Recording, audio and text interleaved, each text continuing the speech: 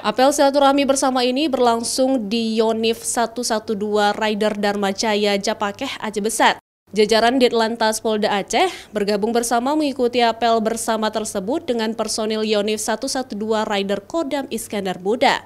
Dirlantas Polda Aceh Kombes Pol Muji Edianto menegaskan, personil Polri dan prajurit TNI bersama saling memelihara kesatuan untuk menjaga Kamtibmas dan membangun Aceh ke depan, apalagi tahun depan merupakan tahun politik, solidaritas TNI Polri sangat diperlukan.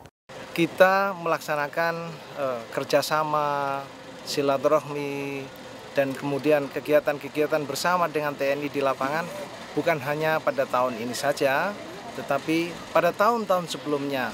Pada era-era sebelumnya, kita terus bergandengan tangan, berpegangan erat dengan TNI, Polri kuat untuk terus mendukung pembangunan di negeri ini.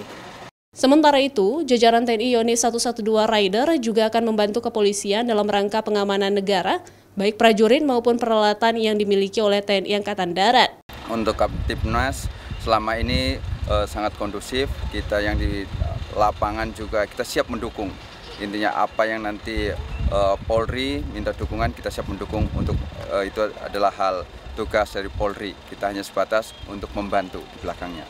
Apel silaturahmi TNI dan Polri ini diharapkan memperkuat kesolidan antara keduanya dalam menjaga Kamtibmas, terutama menjelang tahun politik 2024 mendatang. Mustajab, Kompas TV, Aceh Besar.